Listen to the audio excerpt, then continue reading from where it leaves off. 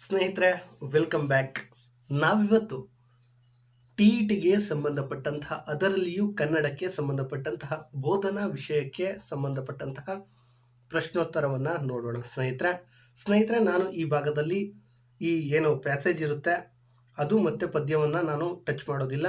ಒಬ್ಬ ಟೀಚರ್ ಆದವ್ರಿಗೆ ಅಷ್ಟು ಗೊತ್ತಿರುತ್ತೆ. ಅದನ್ನ ಓದಿ ಅದರಲ್ಲಿ ಸರಿಯಾದ ಉತ್ತರವನ್ನ ಎಕ್ಕಿ ಅದನ್ನ ಆನ್ಸರ್ ಅನ್ನ ಮಾಡಬೇಕು. ಅದು ಪ್ರತಿಯೊಬ್ಬ ಟೀಚರ್ಗೂ ಗೊತ್ತಿರಬೇಕು. ಆಲ್ಮೋಸ್ಟ್ ನಿಮಗೆ ಗೊತ್ತಿದೆ ಅಂತ ಭಾವಿಸ್ತಾ ಅದನ್ನ ಬಿಟ್ಟು ಉಳಿದಂತಹ ಪ್ರಶ್ನೆಗಳನ್ನ ನಾವು ಕವರ್ ಮಾಡೋಣ. ಸ್ನೇಹಿತರೆ, ಯಾವುದು ಇವೆಲ್ಲ ಪ್ಯಾಸೇಜ್ಗೆ ಸಂಬಂಧಪಟ್ಟಿದ್ದು? ಎಸ್, ಈ ಪ್ರಶ್ನೆ ಸ್ನೇಹಿತರೆ, 6ನೇ ಪ್ರಶ್ನೆ. ಜೊತೆಯಲ್ಲಿ ಈ ಪದವು ಯಾವ ವ್ಯಾಕರಣಾಂಶಕ್ಕೆ ಉದಾಹರಣೆಯಾಗಿದೆ? ಸ್ನೇಹಿತರೆ, ಯಾವ್ದಾಗಿದೆ ಜೊತೆಯಲ್ಲಿ? ಸ್ನೇಹಿತರೆ, ಆನ್ಸರ್ ಅನ್ನ ಗೊತ್ತಿದ್ರೆ ಈ ಕೂಡಲೇ ಕಾಮೆಂಟ್ ಮಾಡಿ ಅಂತ ಹೇಳ್ತಾ, ನುಡಿಗಟ್ಟ ಖಂಡಿತ ಅಲ್ಲ, ನುಡಿಗಟ್ಟ ಆಗೋಕ್ ಸಾಧ್ಯನೇ ಇಲ್ಲ. ಇನ್ನು ಅನುಕರಣವ್ಯಯ ಹಾಗೂ ದ್ವಿರುಕ್ತಿಯಲ್ಲಿ ಕನ್ಫ್ಯೂಷನ್ ಇರುತ್ತೆ. ಅನುಕರಣವ್ಯಯ ಅಂದ್ರೆ ಜೊತೆಯಲ್ಲಿಯೇ ಬರುತ್ತೆ, ಆದ್ರೆ ಅದಕ್ಕೆ ಅರ್ಥ ಇರೋದಿಲ್ಲ. ಜುಳು ಡಬ ಇದು. ದ್ವಿರುಕ್ತಿ ಅಂದ್ರೆ ಅರ್ಥ ಇರುವಂತಹದ್ದು. ಇದಕ್ಕೆ ಅರ್ಥ ಇದೆಯೋ ಇಲ್ವೋ? ಜೊತೆಯಲ್ಲಿ ಅರ್ಥ ಇದೆ. ಸೊ 6ನೇದಕ್ಕೆ ಜೊತೆಯಲ್ಲಿ ಈ ಪದವು ದ್ವಿರುಕ್ತಿಗೆ ಸಂಬಂಧಪಟ್ಟಿದ್ದು. ಸ್ನೇಹಿತರೆ, ಯಾವ್ದಾದ್ರು ಡೌಟ್ ಇದ್ರೆ ಕಾಮೆಂಟ್ ಮಾಡಿ ಸ್ನೇಹಿತರೆ, ಅದರಲ್ಲಿ ತೋರಿಸ್ತೀನಿ ಅಥವಾ ಅದು ನಿಮ್ಗೆ ಸರಿಯಾದ ಮಾಹಿತಿಯನ್ನ ಕೊಡುವಂತ ಕೆಲಸವನ್ನ ಮಾಡ್ತೀನಿ. ಇನ್ನು ನವೋದಯ, ಇದಕ್ಕೆ ಸರಿಯಾದ ಈ ಪದವು ಯಾವ ಸಂಧಿಗೆ ಉದಾಹರಣೆ? ಸ್ನೇಹಿತರೆ, ನೀವು ಇಲ್ಲಿ ನವೋದಯ ಅಂತ ಬಂದಾಗ ಫಸ್ಟ್ ಡಿಲೀಟ್ ಮಾಡಬಹುದಾದಂತಹ ಮೊದಲ ಆಪ್ಷನ್ ಅಂದ್ರೆ ಸವರ್ಣ ದೀರ್ಘ ಸಂಧಿ. ಏನಿದು ಸವರ್ಣ ದೀರ್ಘ ಸಂಧಿ ಅಂದ್ರೆ ನಿಮ್ಗೆ ಗೊತ್ತಿದೆ. ಆ ಕಾರಗಳಿಗೆ ಆ ಅಕ್ಷರಗಳೇ ಈ ಕಾರಗಳಿಗೆ ಈ ಅಕ್ಷರಗಳೇ ಎದುರಾಗುತ್ತೆ. ಸೊ ಅವಾಗ ಆಗುವಂತದ್ದು ಸವರ್ಣ ದೀರ್ಘ ಸಂಧಿ ಅಂದ್ರೆ ಸವರ್ಣ ಅಕ್ಷರಗಳಿಗೆ ಸವರ್ಣ ಅಕ್ಷರಗಳೇ ಎದುರಾದಾಗ ಅದೇ ಅಕ್ಷರದ್ದು ಅದು ಮತ್ತೊಂದು ದೀರ್ಘ ಆಗುತ್ತೆ. ಸೊ ಇದನ್ನ ಡಿಲೀಟ್ ಮಾಡೋದು. ಇನ್ನು ಎಂಡ್ ಸಂಧಿ ಅಂದ್ರೆ ನಿಮ್ಗೆ ಗೊತ್ತಿದೆ, ಅದನ್ನು ಡಿಲೀಟ್ ಮಾಡೋದು. ವೃದ್ಧಿ ಸಂಧಿ ಕೂಡ ಡಿಲೀಟ್ ಮಾಡೋದು. ಆದ್ರೆ ಗುಣ ಸಂಧಿಯನ್ನ ಡಿಲೀಟ್ ಮಾಡೋಕ್ಕಾಗಲ್ಲ. ಯಾಕಂದ್ರೆ ಆ ಕಾರಗಳಿಗೆ ಈ ಕಾರ ಎದುರಾದಾಗ ಎ ಕಾರ, ಆ ಕಾರಗಳಿಗೆ ಉ ಕಾರ ಎದುರಾದಾಗ ಓಕಾರ ಬರಬೇಕು. ಸೊ ಇಲ್ಲಿ ನವೋದಯ, ನವ ಪ್ಲಸ್ ಉದಯ, ನವೋದಯ ಗುಣಸಂಧಿ ಆಗುತ್ತೆ ಸ್ನೇಹಿತರೆ. ಓಕೆ, ಇದು ಪ್ಯಾಸೇಜ್ಗೆ ಸಂಬಂಧಪಟ್ಟಿದೆ, ನಮಗೆ ಬೇಡ. ಇದು ಪ್ಯಾಸೇಜ್ಗೆ ಸಂಬಂಧಪಟ್ಟಿದೆ, ಪ್ರಾಣಿ ಸಂಕುಲ ಇದು ಅಷ್ಟೇ. ಓಕೆ, ಇಲ್ಲಿ 13ನೇ ಪ್ರಶ್ನೆ ಸ್ನೇಹಿತರೆ, ಇಂಪಾರ್ಟೆಂಟ್. ಸಲಿಲ, ಇದರ ಅರ್ಥವೇನು ಗೊತ್ತಾ? ಪರ್ವತನ, ನೀರ, ಸುಲಲಿತ, ಕನ್ನಡಿ. ಸರಿಯಾದ ಉತ್ತರ ಸಲಿಲ ಅಂದ್ರೆ ನೀರು. ಓಕೆ, ಬೆಲೆಯು, ಈ ಪದದಲ್ಲಿರುವ ವಿಭಕ್ತಿ ಪ್ರತ್ಯಯ. ವಿಭಕ್ತಿ ಪ್ರತ್ಯಯದಲ್ಲಿ ಯಾವುದೇ ಕರಡಕ್ಕೂ ಮಾರ್ಕ್ಸ್ ಅನ್ನ ಕಳ್ಕೋಬಾರದು. ಅನ್ನು, ಇಂದ, ಗೇಕೆ ಇವೆಲ್ಲ ಬರುತ್ತಲ್ಲ ಸ್ನೇಹಿತರೆ. ಇಲ್ಲಿ ಫಸ್ಟ್ ಕೊಟ್ಟಿರೋದು ಯಾವುದು? ಬೆಲೆಯು. ಅಂದ್ರೆ ಯಾವುದು? ಪ್ರಥಮ ವಿಭಕ್ತಿ ಪ್ರತ್ಯಯ. ಕ್ಲಿಯರ್? ಇನ್ನು ಇವೆಲ್ಲ ಇದಕ್ಕೆ ಸಂಬಂಧಪಟ್ಟಿದ್ದು. ಓಕೆ, ಇಲ್ಲಿಂದ ಸ್ಟಾರ್ಟ್ ಆಯ್ತು ನೋಡಿ ಸ್ನೇಹಿತರೆ. ಅಸಲಿ ಆಟ ಇಲ್ಲಿಂದ ಶುರು. ಯಾಕಂದ್ರೆ ಬೋಧನಾ ವಿಷಯದಲ್ಲಿ ನಾವೇನನ್ನ ಮಾರ್ಕ್ಸ್ ತಗೊಳ್ತೀವೋ ಅವೇ ನಮಗೆ ಹೆಚ್ಚು ಅಂಕಗಳನ್ನ ನೀಡುವಂತದ್ದು. ಯಾಕಂದ್ರೆ ಅದು ಎಲ್ಲರೂ ಕೂಡ 15ರವರೆಗೂ ಪರ್ಫೆಕ್ಟ್ ಆಗಿ ಮಾಡ್ತೀವಿ. ಇನ್ನು ಉಳಿದಂತ 16ರಿಂದ 30ರವರೆಗೂ ಯಾರು ಪರ್ಫೆಕ್ಟ್ ಆಗಿ ಮಾಡ್ತಾರೋ ಅವರ ಅಂಕಗಳು ಜಾಸ್ತಿ ಆಗುತ್ತೆ. ಓಕೆ, ಮೊದಲನೇ ಪ್ರಶ್ನೆ ನೋಡೋಣ. ಪರಿಹಾರ ಬೋಧನೆಯಲ್ಲಿ ಶಿಕ್ಷಕರು ಮುಖ್ಯವಾಗಿ ಗಮನಿಸಬೇಕಾಗಿರುವುದು ಏನು? ಮಗುವಿನ ಕೌಟುಂಬಿಕ ಹಿನ್ನೆಲೆಯನ್ನು ಗಮನಿಸಬೇಕಾ? ಖಂಡಿತ ಇಲ್ಲ. ಮಗುವಿನ ವಯಸ್ಸು ಮತ್ತು ತರಗತಿ ಅವಶ್ಯಕತೆ ಇಲ್ಲ. ಮಗುವಿನ ಕಲಿಕಾ ದೋಷಗಳು, ಲಭ್ಯವಿರುವ ಸಮಯ ಮತ್ತು ಪಠ್ಯಪುಸ್ತಕ. ಸ್ನೇಹಿತರೆ, ಎಲ್ಲವನ್ನ ಗಮನಿಸಬೇಕು. ಅತಿ ಹೆಚ್ಚಾಗಿ ಗಮನಿಸಬೇಕಿರುವುದು ಮಗುವಿನ ಕಲಿಕಾ ದೋಷಗಳನ್ನ ಗಮನಿಸಬೇಕಾಗಿದೆ. ಕ್ಲಿಯರ್? ಮುಂದಿನ ಪ್ರಶ್ನೆ. ಪಾತ್ರ ನಿರ್ವಹಣಾ ವಿಧಾನದಿಂದ ವಿದ್ಯಾರ್ಥಿಗಳಲ್ಲಿ ಬೆಳೆಸಬಹುದಾದ ಕೌಶಲ ಯಾವುದು? ವ್ಯಾಕರಣಬದ್ಧ ಶುದ್ಧ ಬರಹದ ಕೌಶಲ್ಯ. ಪಾತ್ರ ನಿರ್ವಹಣೆಗೂ ವ್ಯಾಕರಣ ಬರಹದ ಕೌಶಲ್ಯಕ್ಕೂ ಏನ್ ಸಂಬಂಧ ಅಲ್ವಾ? ಅದನ್ನ ಡಿಲೀಟ್ ಮಾಡೋಣ. ಕಾಗುಣಿತ ಬದ್ಧ ಓದು ಬರಹ, ಇದನ್ನು ಕೂಡ ಡಿಲೀಟ್ ಮಾಡೋಣ. ವಿಚಾರವಂತಿಕೆ ಮತ್ತೆ ವಿಮರ್ಶೆಯ ಕೌಶಲ, ಪಾತ್ರ ನಿರ್ವಹಣೆಯಿಂದ ವಿಮರ್ಶೆ ಬರೋದಿಲ್ಲ. ಅವಭಾವಗಳೊಂದಿಗೆ ಅಭಿನಯದ ಮೂಲಕ ಶಿಕ್ಷಣ ವಿಷಯ ನಿರೂಪಣೆ ಕೌಶಲ, ಖಂಡಿತ ಇದು ಬರುತ್ತೆ. So option is 4 right answer. ಅವಭಾವಗಳೊಂದಿಗೆ ಅಭಿನಯದ ಮೂಲಕ ವಿಷಯ ನಿರೂಪಣಾ ಕೌಶಲ. ಓಕೆ, 18ನೇದು. ಇದು ವ್ಯಾಕರಣ ಬೋಧನೆಯ ಮುಖ್ಯ ಉದ್ದೇಶವಾಗಿದೆ. ನಾವೆಲ್ಲರೂ ವ್ಯಾಕರಣ ಓದಿದ್ವಿ. ಹಾಗಾದ್ರೆ ಯಾವುದು ಮುಖ್ಯ ವ್ಯಾಕರಣ ಬೋಧನೆಗೆ? ವ್ಯಾಕರಣ ಬೋಧನೆಯ ಮುಖ್ಯ ಉದ್ದೇಶ ಯಾವುದು ಅಂದ್ರೆ ನಾಡು ನುಡಿಯ ಬಗ್ಗೆ ಗೌರವ, ಅಭಿಮಾನ ಮತ್ತು ಗೌರವ. ಅದಕ್ಕೆ ವ್ಯಾಕರಣನೇ ಬೇಕಾಗಿಲ್ಲ, ಮಾತಾಡಿದ್ರು ಸಾಕು. ಭಾಷೆಯನ್ನು ಶಾಸ್ತ್ರೀಯವಾಗಿ ಅರ್ಥ ಮಾಡಿಕೊಳ್ಳಲು ಬೆಳೆಸಿಕೊಳ್ಳುವ ಕೌಶಲ, ಇದಕ್ಕೂ ವ್ಯಾಕರಣ ಬೇಕಾಗಿಲ್ಲ. ವ್ಯಕ್ತಿತ್ವ ಪೋಷಣೆ ಮತ್ತು ಜೀವನ ಕೌಶಲ್ಯಕ್ಕೆ ಲ್ಯಾಂಗ್ವೇಜ್ ಇಂಪಾರ್ಟೆಂಟ್ ಇಲ್ಲ, ಯೂನಿವರ್ಸಲ್ ಲ್ಯಾಂಗ್ವೇಜ್ ಕೂಡ ಬಳಸ್ಬೋದು ವ್ಯಕ್ತಿತ್ವ ಪೋಷಣೆ ಮತ್ತು ಜೀವನ ಮೌಲ್ಯಕ್ಕೆ. ವ್ಯಾಕರಣ ಬೇಕಿರೋದು ಏನಕ್ಕೆ ಅಂದ್ರೆ ಓದುಗಾರಿಕೆ ಸಾಮರ್ಥ್ಯ ಮತ್ತು ಅಭಿರುಚಿ ಬೆಳೆಸುವಂಥದ್ದು. ಖಂಡಿತ ಇದು ಬೇಕೇ ಬೇಕು ವ್ಯಾಕರಣ ಬೋಧನೆ. ಇದು ವ್ಯಾಕರಣ ಬೋಧನೆಯ ಮುಖ್ಯ ಉದ್ದೇಶವಾಗಿದೆ. ಇನ್ನು 19ನೇ ಪ್ರಶ್ನೆ, ಆಲಿಸಿಕೊಂಡು ಬರೆಯುವ ಸಾಮರ್ಥ್ಯಕ್ಕೆ ಉತ್ತಮಗೊಳಿಸುವ ಒಂದು ಚಟುವಟಿಕೆ. ಆಲಿಸಿಕೊಂಡು ಬರೆಯುವ ಸಾಮರ್ಥ್ಯವನ್ನ ಉತ್ತಮಗೊಳಿಸುವ ಒಂದು ಚಟುವಟಿಕೆ ಇದು ಯಾವುದು? ಉಕ್ತಲೇಖನನ, ಕಂಠಪಠನ, ಗಮಕ ವಾಚನನ, ಪದ್ಯವಚನನ? ಸ್ನೇಹಿತರೆ, ಪದ್ಯವಚನ ಅಂದ್ರೆ ನಿಮ್ಗೆ ಗೊತ್ತಿದೆ, ಪದ್ಯವನ್ನ ಹೇಳುವಂಥದ್ದು. ಕಂಠಪಠ ಅಂದ್ರೆ ಗಟ್ ಮಾಡಿ ಉರುಳು ಹೊಡೆದು ಹೇಳುವಂಥದ್ದು. ಗಮಕ ವಾಚನ ಅಂದ್ರೆ ಪದ್ಯ ಗದ್ಯ ಮಿಶ್ರಿತವಾಗಿ ಹೇಳುವಂತಹದ್ದು. ಉಕ್ತ ಲೇಖನ ಅಂದ್ರೆ ಆಲಿಸಿಕೊಂಡು ಬರೆಯುವಂತಹ ಸಾಮರ್ಥ್ಯವನ್ನ. ಇದಕ್ಕೆ ಸರಿಯಾದ ಉತ್ತರ ಉಕ್ತ ಲೇಖನ. ರೈಟ್ ಸ್ನೇಹಿತರೆ, ನಿಮ್ಗೆ ಆನ್ಸರ್ ಗೊತ್ತಿದ್ರೆ ನೀವು ಕಾಮೆಂಟ್ ಅನ್ನ ಮಾಡ್ತಾ ಇರ್ಬೋದು.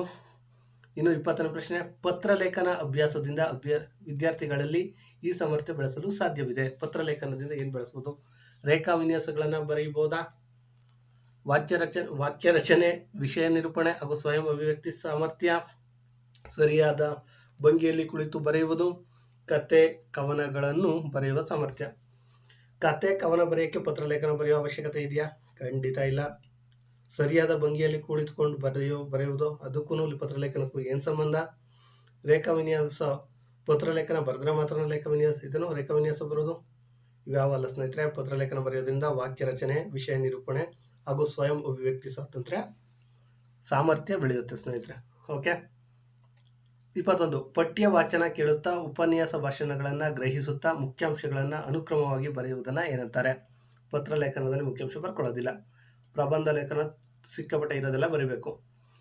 ವಿಸ್ತರಣಾ ಬರಹ ಅಂದ್ರೂ ಅಷ್ಟೇ ಇರೋದೆಲ್ಲ ಬರಿಬೇಕು. ಬಟ್ ಟಿಪ್ಪಣಿ ಅಂದ್ರೆ ಮುಖ್ಯಾಂಶಗಳನ್ನ ಮಾತ್ರ ಬರ್ಕೊಳ್ಳುವಂಥದ್ದು. ಸರಿಯಾದ ಉತ್ತರ ಟಿಪ್ಪಣಿ. ಮಹಾನ್ ವ್ಯಕ್ತಿಗಳ ವಿವಿಧ ಕ್ಷೇತ್ರಗಳ ಸಾಧಕರ ಜೀವನ ಸಾಧನೆಯನ್ನ ಸಮಗ್ರವಾಗಿ ದಾಖಲಿಸುವ ಸಾಹಿತ್ಯಾತ್ಮಕ ಚಾರಿತ್ರಿಕ ಕಥನ ಇದು ಯಾವ್ದಪ್ಪ? ಆತ್ಮಕಥೆ, ವೈಜ್ಞಾನಿಕ ಲೇಖನ, ಜೀವನ ಚರಿತ್ರೆ, ನೀಲ್ಗತೆ. ಸ್ನೇಹಿತರೆ, ಇದಕ್ಕೆ ಸರಿಯಾದ ಉತ್ತರ ಜೀವನ ಚರಿತ್ರೆ. ಸ್ನೇಹಿತರೆ, ಆತ್ಮಕಥೆ ಅಂದ್ರೆ ನಿಮ್ಮೆಲ್ರಿಗೂ ಗೊತ್ತಿದೆ, ಅವರ ಕಥೆಯನ್ನ ಅವರೇ ಬರ್ಕೊಳ್ಳೋದು, ಇದನ್ನ ಆತ್ಮಕಥೆ ಅಂತಾರೆ, ಆತ್ಮಚರಿತ್ರೆ ಕೂಡ ಅಂತಾರೆ. ಇನ್ನು ವೈಜ್ಞಾನಿಕ ಲೇಖನ ಅಂದ್ರೆ ಎಲ್ಲ ಇನ್ಫಾರ್ಮೇಶನ್ ತಗೊಳ್ತಾರೆ. ಇಲ್ಲಿ ಮಹಾನ್ ವ್ಯಕ್ತಿಗಳು ಅಂತಲ್ಲ, ವಿಜ್ಞಾನಕ್ಕೆ ಸಂಬಂಧಪಟ್ಟಂತಹ ಅಥವಾ ಡಾಕ್ಟರ್ ಹಿಂಗೆ. ನೀಲ್ಗತೆ ಕ್ಲಿಯರ್ ಗೊತ್ತಿಲ್ಲ, ಬಟ್ ಜೀವನ ಚರಿತ್ರೆ ಸರಿಯಾದ ಉತ್ತರ. ಮುಂದಿನ ಪ್ರಶ್ನೆ, ಇದು ಉತ್ತಮ ಓದುಗಾರನ ಲಕ್ಷಣವಲ್ಲ, ಗುಣಲಕ್ಷಣವಲ್ಲ. ನೆನಪಲ್ಲಿರ್ಲಿ, ಗುಣಲಕ್ಷಣವಲ್ಲ. ಮಾನಸಿಕ ಏಕಾಗ್ರತೆಯಿಂದ ಓದುವುದು ಅವನ ಗುಣಲಕ್ಷಣ. ಅನ್ಯ ಮನಸ್ಸಿನಿಂದ ಓದುವುದು ಅವನ ಗುಣಲಕ್ಷಣ ಅಲ್ಲ. ಓದುತ್ತಾ ಗ್ರಹಿಸುವುದು ಗುಣಲಕ್ಷಣ.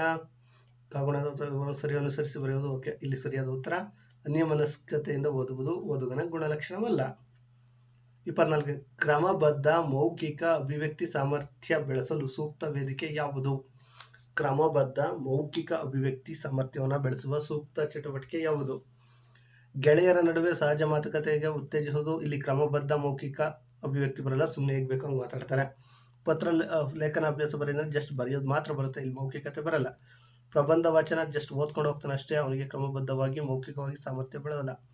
ಚಿತ್ರ ಸರಣಿ ನೋಡಿ ಕತೆ ಹೇಳೋದು. ಎಸ್ ಸ್ನೇಹಿತರೆ, ಒಂದು ಚಿತ್ರಗಳನ್ನು ನೋಡಿದ್ರೆ ಅದನ್ನ ಕಥೆಯನ್ನ ಹೇಳು ಅಂತಂದಾಗ ಅವನ ತಲೆಯಲ್ಲಿ ಮೂಡುತ್ತೆ, ಅದನ್ನ ಅವನೇ ಕ್ರಿಯೇಟ್ ಮಾಡಿ ಹೇಳುವಂತಹದ್ದು, ಅದು ಕ್ರಮಬದ್ಧವಾಗಿ. ಸೊ ಐ ಥಿಂಕ್ ಇದು ರೈಟ್ ಆನ್ಸರ್, ಚಿತ್ರ ಸರಣಿ ನೋಡಿ ಕತೆ ಹೇಳುವ ಚಟುವಟಿಕೆ. ಓಕೆ. 25ನೇದು, ವಿದ್ಯಾರ್ಥಿಗಳಲ್ಲಿ ಸ್ವಯಂ ಓದುವ ಅಭಿರುಚಿ ಬೆಳೆಸಲು ಆರಂಭಿಕ ಚಟುವಟಿಕೆ ಯಾವುದು? ಅಂದ್ರೆ ವಿದ್ಯಾರ್ಥಿಗಳು ತಾವೇ ಓದುವಂತಹ ಅಭ್ಯಾಸ ಮಾಡಲು ಆರಂಭಿಕ ಚಟುವಟಿಕೆ ಯಾವುದು? ಪರಿಹಾರ ಬೋಧನೆಯಲ್ಲಿ ಪಾಲ್ಗೊಳಿಸುವುದು ಆಗುತ್ತೆ, ಆದ್ರೆ ಪರ್ಫೆಕ್ಟ್ ಅಲ್ಲ. ಉದ್ದೇಶ ಪೂರಕ ನಿಯಂತ್ರಿತ ಅಧ್ಯಯನ ಕಲ್ಪಿಸುವುದು ಆಗುತ್ತೆ, ಆದ್ರೆ ಪರ್ಫೆಕ್ಟ್ ಅಲ್ಲ. ಗೆಳೆಯರ ಗುಂಪಿನಲ್ಲಿ ಪ್ರಾಜೆಕ್ಟ್ ಕಾರ್ಯಗಳಿಗೆ ಅವಕಾಶ ಕಲ್ಪಿಸುವುದು. ಎಸ್, ಇದು ಪರ್ಫೆಕ್ಟ್. ಸಾಹಿತ್ಯ ಕೃತಿಗಳು ಹಾಗೂ ನಿಯತಕಾಲಿಕೆ ಓದಲು ಅವಕಾಶ, ಇದು ಪರ್ಫೆಕ್ಟ್ ಅಲ್ಲ. ಇದಕ್ಕೆ ಸರಿಯಾದ ಉತ್ತರ ಗೆಳೆಯರ ಗುಂಪಿನಲ್ಲಿ ಪ್ರಾಜೆಕ್ಟ್ ಕಾರ್ಯಗಳಿಗೆ ಅವಕಾಶವನ್ನ ಕಲ್ಪಿಸುವಂತಹದ್ದು. ಆಶು ನಾಟಕ ಅಭಿನಯ ಎಂದರೆ? ಆಪ್ಷನ್ಸ್: ರಂಗದ ಮೇಲೆ ಕಿರುನಾಟಕ ಪ್ರದರ್ಶನ, ಮೌನ ಸಂಜ್ಞೆಗಳ ಮೂಲಕ ಅಭಿನಯಿಸುವುದು, ರಂಗವಿಲ್ಲದೆ ಬೀದಿಯಲ್ಲಿ ಅಭಿನಯಿಸುವ ನಾಟಕ, ಸಿದ್ಧತೆ ಇಲ್ಲದೆ ನಾಟಕ ಅಭಿನಯವನ್ನು ಪ್ರಸ್ತುತಪಡಿಸುವುದು. ಎಸ್, ರಂಗದ ಮೇಲೆ ಕಿರುನಾಟಕ ಹಾಕೋದು ಅದು ಕಿರುನಾಟಕನೇ ಅಂತ ಆಗುತ್ತೆ. ಮೌನ ಸಂಜ್ಞೆಗಳು ಅದು ಮೂಕಾಭಿನಯ ಆಗುತ್ತೆ. ರಂಗವಿಲ್ಲದೆ ಅಭಿನಯ ನಡೆಸೋದು ಅದು ಸಾಧ್ಯ ಅಲ್ಲ. ಸಿದ್ಧತೆ ಇಲ್ಲದೆ ನಾಟಕಾಭಿನಯ ಪ್ರಸ್ತುತ ಪಡಿಸುವಂತದ್ದನ್ನ ಆಶು ನಾಟಕಾಭಿನಯ ಅಂತಾರೆ ಸ್ನೇಹಿತರೆ.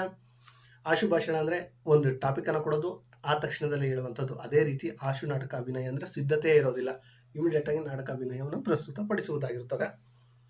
ಭಾಷೆಯ ಪ್ರಾಥಮಿಕ ಕಾರ್ಯ ಯಾವುದು? ಇದಕ್ಕೆ ಸರಿಯಾದ ಉತ್ತರ ಸಾಮಾಜಿಕ ಸಂವಹನ. ಎಸ್ ಸ್ನೇಹಿತರೆ, ಸಾಮಾಜಿಕದಲ್ಲಿ ಸಂವಹನ ಮಾಡಿದ್ರೆ ಫಸ್ಟ್ ಇದಾಗುವಂಥದ್ದು. ಶುದ್ಧ ಭಾಷಾ ಪ್ರಯೋಗದಿಂದ ಕೂಡಿದ ಪದವಿದು. ವಿಶಿಷ್ಟ ತಪ್ಪು, ವಿಶಿಷ್ಟ ತಪ್ಪು, ವಿಶಿಷ್ಟ ತಪ್ಪು, ವಿಶಿಷ್ಟ. ಇದಕ್ಕೆ ಸರಿಯಾದ ಉತ್ತರ ಸಿ. 28. 29. ಸಂದೇಹ ಪದದ ವಿರುದ್ಧಾರ್ಥಕ ಪದ ಯಾವುದು? ಸಂಶಯ, ಅನುಮಾನ ಇವೆರಡು ಒಂದೇ ಅರ್ಥ, ಸಂದೇಹ ಅಂತಾನೆ ಅರ್ಥ, ಸಂದೇಹ ಅನ್ನೋದಲ್ವೇ ಅಲ್ಲ. ಸಂದೇಹ ಇದಕ್ಕೆ ವಿರುದ್ಧವಾದ ಪದ ನಿಸ್ಸಂದೇಹ. ಓಕೆ, ಲಾಸ್ಟ್ ಪ್ರಶ್ನೆ, ಅದುವೇ ಮೈ ಬಗ್ಗಿಸಿ, ಮೈ ಬಗ್ಗಿಸು ಈ ನುಡಿಗಟ್ಟಿನ ಅರ್ಥ. ಇದಕ್ಕೆ ಸರಿಯಾದ ಉತ್ತರ ಶ್ರಮ ಪಡು. ಹೌದು ಸ್ನೇಹಿತರೆ, ನಾವು ಮೈಯನ್ನ ಬಗ್ಗಿಸಿ ಓದ್ಬೇಕು, ಶ್ರಮವನ್ನ ಪಡಬೇಕು.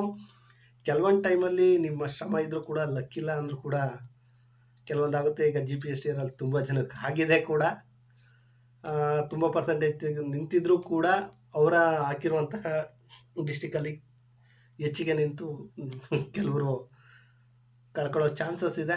ಅದೇನೇ ಇರಲಿ, ಈ ಬಾರಿ ಆದ್ರೂ ನೀವು TET ನ ಚೆನ್ನಾಗಿ ಓದಿ ಬ್ಯಾಕ್ ಸ್ಕೋರ್ ಅನ್ನ ಚೆನ್ನಾಗಿ ಇಟ್ಕೊಂಡ್ರೆ ಮತ್ತೆ ನೀವು ಜಯ ಸಿಗುತ್ತೆ ಸ್ನೇಹಿತರೆ. ಕಷ್ಟ ಪಡ್ಬೇಕು, ಹಾರ್ಡ್ ವರ್ಕ್ ಮಾಡ್ಬೇಕು ಅಷ್ಟೇ ಸ್ನೇಹಿತರೆ. ಓಕೆ ಸ್ನೇಹಿತರೆ, ಇದು ಇವತ್ತಿನ ಕನ್ನಡ ಬೋಧನಾ ಶಾಸ್ತ್ರವಾಗಿದೆ. ಸ್ನೇಹಿತರೆ, ಈ ವಿಡಿಯೋ ಇಷ್ಟ ಆಯ್ತು ಅಂದ್ರೆ ಒಂದು ಲೈಕ್ ಮಾಡಿ, ಸಾಧ್ಯವಾದ್ರೆ ನಿಮ್ಮ ಸ್ನೇಹಿತರಿಗೆ ಶೇರ್ ಮಾಡಿ ಅಂತ ಹೇಳ್ತಾ ಇವತ್ತಿನ ಈ ವಿಡಿಯೋನ ಮುಗಿಸ್ತಿದ್ದೇನೆ.